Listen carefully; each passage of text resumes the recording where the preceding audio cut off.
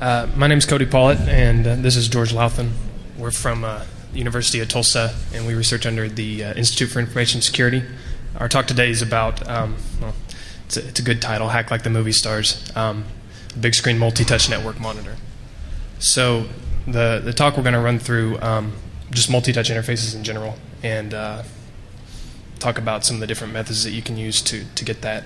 We're going to talk about the prototype that we've built, and then the tool that we've built for this large screen network monitoring.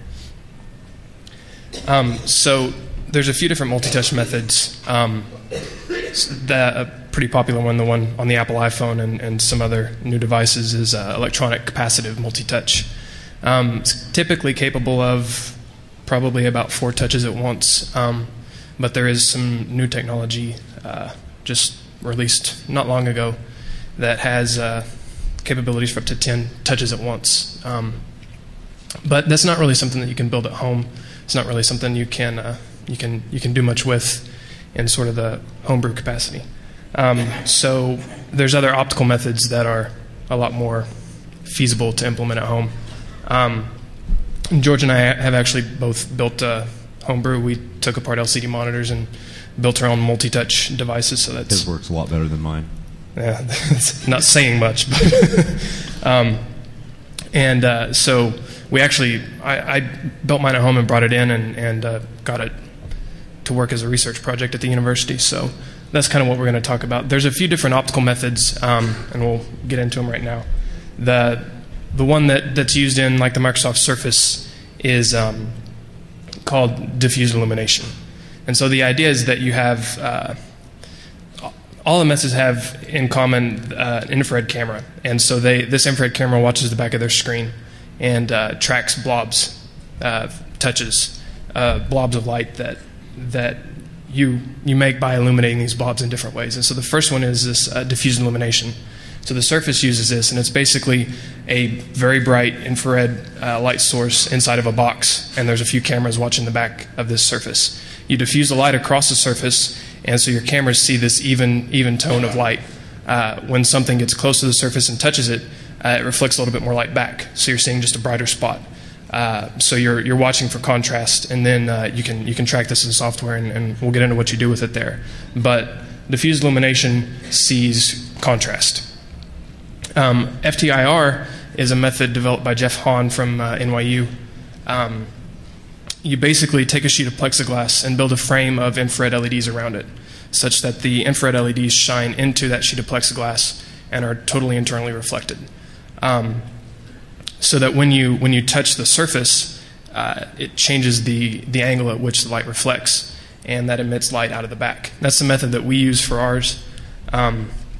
With both of these methods, you can use either, with FTIR, you can use either an LCD panel or a projector to get an image onto the surface, and that's why you use infrared light for this, so that it doesn't interfere with that at all.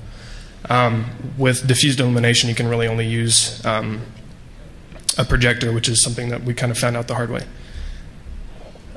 So this is our device. It's a big, ugly prototype made out of, I think, 80-20 extruded aluminum. It's a thing that we all trip over as we come into the lab. We've got about 168 IR LEDs that line the top and bottom of it. It's about a 4-foot by 30-inch screen. We run it with a 1280 by 800 projector and in focus. It's pretty nice. We have just standard plexiglass on the inside, and our projection surface is just drafting vellum that we ran 2 of them through a laminator at Kinko's, cut them apart. So one side's laminated, we painted silicone on the back, and it makes a nice connection when you touch the surface. It connects with the plexiglass and causes light to be emitted out of the back. We have a modified PlayStation camera that you remove the IR filter and replace it with an IR bandpass, so that the camera sees only infrared light. And I think, here's our device. There on the left is just one of the rails that has the LEDs in it. One of the reasons we didn't bring it here is we didn't think the TSA would approve of all the PCBs on there. So yeah, they kind of tend to think anything that looks like that's a high power explosive. So. Yeah. You can see there in the top right, our projector actually shines into a mirror just to kind of shorten the behind screen volume that we need. In that image, there's actually an Xbox camera sitting on a roll of tape, I think it is. We're pretty high tech. So that was kind of where we had that set up. We changed it a little bit since then, and that bottom picture is just another look at sort of what the setup looks like. So the basic idea with tracking software is that the camera feeds its image into the computer, and that the tracking software then feeds that image through a chain of filters, a background subtraction, a few different things like that. And that image then is scanned for you can see in the bottom left picture on the right side of that, those light spots. That's actually the result of all of the filter chain that it runs through. So you track that, you find the coordinates in the picture that those spots are at, and then you can convert that to screen coordinates and feed it off to your application. The tool that we use to do this is an open source tool by the NUI group. It's called currently Community Core Vision. I think it's gone through 3 or 4 names. Works really well. It's multi-platform, and it handles taking input from the camera, running it through the filter chain, and then bundling it in the protocol they call TUIO. It's for Tangible User Interface Objects. That piggybacks over the Open Sound Control Protocol. It's just a really lightweight protocol that you use to package information. As far as fingers are concerned, there's only really 3 messages that it sends: touch down, touch up, and touch moved. So it's just a pretty simple lightweight protocol. In that diagram, we have a dedicated tracker computer that would then send the information over to a computer that powers a device, or that powers a projection. But you can do it just as easily with just looping back and running it all on one computer. So some of the things that we want to do with this, my research is in collaborative user interfaces, and so that's kind of what one of the things that we want to do with this is have these large-scale sort of immersive environments that we can experiment with collaborative user interfaces specifically for visualizing information and the visual exploration of data. But we're also going to do some fun stuff with an elementary school, build some devices and build some software for them to kind of explore collaborative learning and see what we can do with that.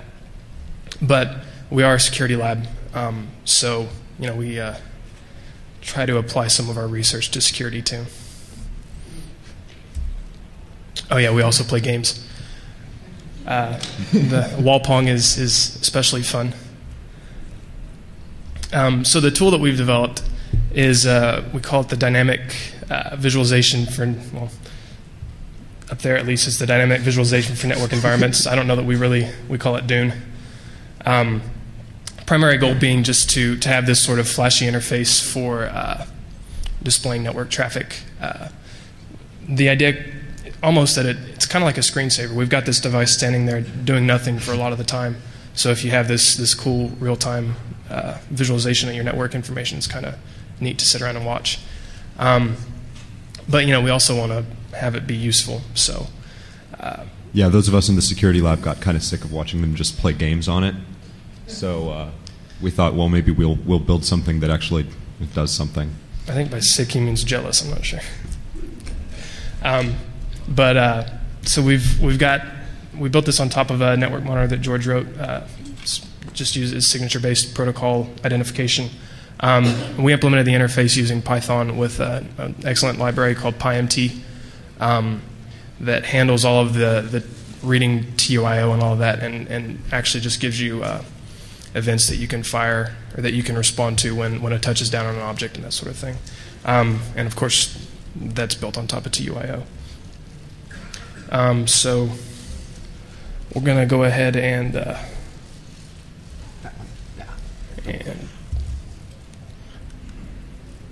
I'll let you handle it. Oh, there we go. So we'll just kind of run through. Yeah. So here's a short video of what we've got here, and this is a image of the calibration of the screen, so you can just kind of get a feel for what it looks like, and then we turn the light off because we decided that's better. Let's see. Cody, you're the one who wrote the video. Okay, so this really shaky part kind of shows you the filter chain that it goes through, because we thought this would be interesting. So right there, the pressure map is actually the raw image from the camera, and then it runs through a series of filters to get the image on the right, which shows the blobs that are actually used and transmitted over the TUIO protocol and are used for the actual interface. Let's see. So along the bottom there, you can kind of see, but not very well, the filter chain, and it shows the images that are the results of the various filters that are being applied. This is the Community Core Vision application. We made a light pen because it doesn't work so well. Yeah. And so here's the back of the screen. It's a little bit messier than when we took the photo earlier, but you can see there's actually a crayon box, part of the construction of the device. There's our projector, the mirror, and then there's the camera. It keeps getting moved, which is why we have to calibrate it every time. Okay, so here's an image of a really simple network. We've got clouds that correspond to subnets. You can see across the bottom, /8/16/24, you press those, and that corresponds to the size of the clouds. And then we lay out the hosts that we've detected inside of the clouds, and then show streams that we detect between them, TCP streams, in different colors. Here's another one that's a little bit bigger. We've got SMB, SSH, and HTTP traffic that we're showing here, and we're kind of dragging it around and playing with it. This is Cody using the light pen, which is just a dry erase marker that he stuck a battery and an IR LED into, because it's kind of frustrating trying to drag your hands along the board for too long. We have it set up. You can sometimes see it at the bottom, an area you can put in some text so that you can define actually the center cloud, the bigger one, as the subnet that you're focused on, and then everything else outside of that is clouded based on your selection. Yeah, in this one, blue is BitTorrent.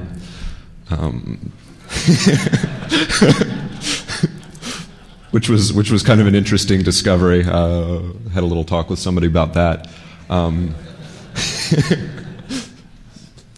I'm not sure what the red stuff is, but I mean, you can see all of these clouds out here that correspond to the peers on the BitTorrent sessions, and then the cloud in the center is actually our network. Please don't write down the IP addresses. You can write down all of the other IP addresses. Let's see.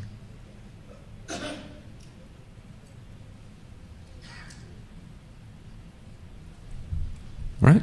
And if you're interested in looking at any of this stuff and building it, there's some really tremendous resources at the Natural User Interface group, nuigroup.com. I always type .org and it's not right.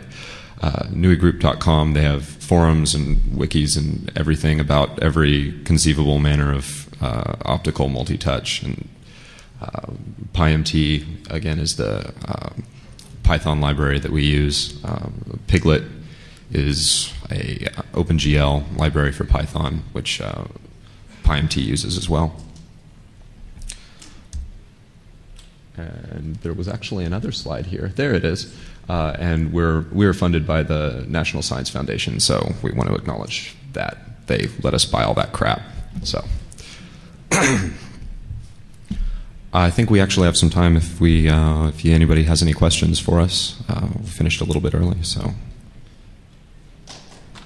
thank you.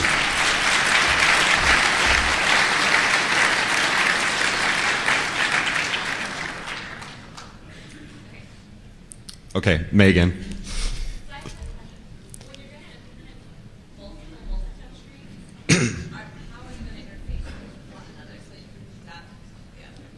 So go ahead.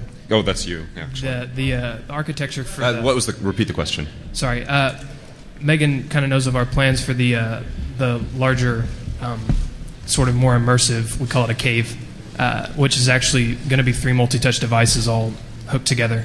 So she asked how we're actually going to do that. We've kind of got a pretty cool idea in mind. We're going to have one main computer that runs a projector for all 3 different devices. 3 sort of satellite computers that do the tracking, so those each have cameras installed or plugged into them, and those three computers then send the information to the main computer, and that handles the interaction for everything.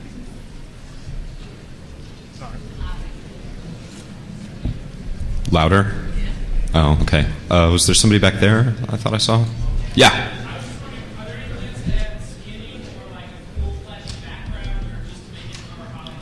Any plans to add like flashy background skinning, anything like that? Oh yeah. Oh yeah. We've really only been working on this for not a whole lot of time. We just kind of wanted to show you the toy we've been working on. But yeah, when we continue to work on this, oh yeah. What are your plans to make it more useful? We have no plans in that regard at the time. We were kind of hoping that we'd build this thing that would look like stuff out of the movies, and that maybe some usefulness would just sort of emerge. Like I said, the main goal was really to build a toy, which I think stands on its own merits. But if it turns out that, you know, maybe you can just have it projecting on a wall and, you know, playing with it, maybe you can discover something about your network that you didn't realize was happening at Torrent. Yeah. Oh, right. Yeah, and one of the things that we actually talked about is that it would be kind of interesting if we could integrate like system administration into it. Like you have your own hosts inside of the center of it, and you might be able to shut down connections and adjust firewall rules depending on the sort of stuff that you can see. But that's just all kind of conjecture. Thanks.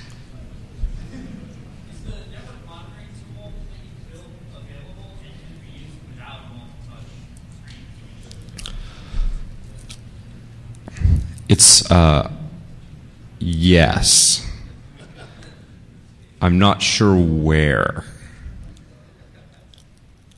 Do you know where?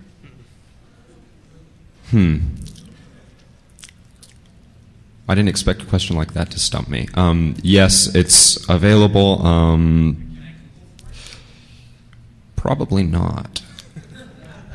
I'm trying to figure out how to tell you where to go tomorrow when I finally figure out how to get it up.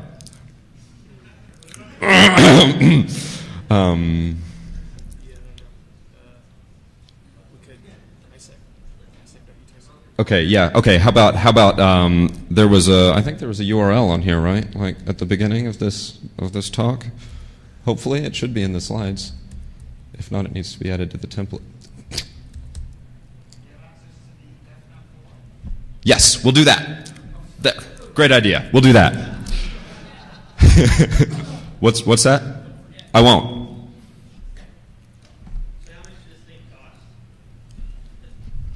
It's quiet. So that's kind of the beauty of this. Something like this Surface costs about $15,000. The device that we built costs less than $2,000, including the computer to run it. So that's kind of, you can build it with a lot of things you can get at Home Depot. So it's kind of nice. Excuse me? We're both computer science. That probably explains the crayon box.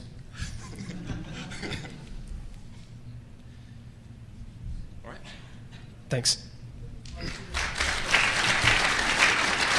We took apart LCD monitors and built our own multi-touch devices. So that's his works a lot better than mine. Yeah, that's not saying much, but so we actually I built mine at home and brought it in and got it to work as a research project at the university. So that's kind of what we're going to talk about. There's a few different optical methods, and we'll get into them right now. The one that's used in like the Microsoft Surface. My name is Cody Pollet, and this is George Louthan. We're from the University of Tulsa, and we research under the Institute for Information Security. Our talk today is about, it's a good title, Hack Like the Movie Stars, big screen multi-touch network monitor. So the talk we're going to run through just multi-touch interfaces in general, and talk about some of the different methods that you can use to get that. We're going to talk just released not long ago that has capabilities for up to 10 touches at once. But that's not really something that you can build at home. It's not really something you can do much with in sort of the homebrew capacity. So there's other optical methods that are a lot more feasible to implement at home. George and I have actually both built a homebrew is called diffuse illumination. And so the idea is that you have all the methods have in common an infrared camera. And so this infrared camera watches the back of their screen and tracks blobs, touches blobs of light that you make by illuminating these blobs in different ways. And so the first one is this diffusion illumination. So the Surface uses this, and it's basically about the prototype that we've built and then the tool that we've built for this large screen network monitoring. So there's a few different multi-touch methods. A pretty popular one, the one on the Apple iPhone and some other new devices, is electronic capacitive multi-touch. It's typically capable of probably about 4 touches at once, but there is some new technology